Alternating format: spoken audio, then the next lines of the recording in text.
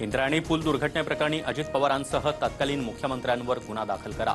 नव्या पुलासाठी पैसे मंजूर असतानाही वापरले नाहीत। राऊतांचा अजित पवारांसह रवींद्र चव्हाण यांच्यावर आरोप।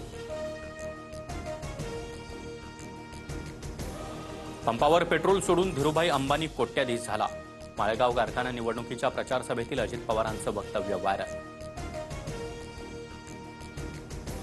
माझ्या वक्तव्याचा विपर्यास करून फेक नरेटिव्ह पसरवलं जात आहे। अंबानींबाबत चुकीचं बोललो असेल तर राजकारण सोडेन, अजित पवारांचं आव्हान। नाशिक पालिका निवडणुकीत एकहाती सत्तेसाठी भाजपची मोठी खेळी। सुधाकर बडगुजर, बबन घोलप उद्या भाजपमध्ये प्रवेश करणार, तर पवारांच्या राष्ट्रवादीतील गणेश गीतेंचा देखील भाजपात पक्षप्रवेश, सूत्रांची माहिती। वारकऱ्यांना टोल माफी देण्याचा शासन निर्णय जारी।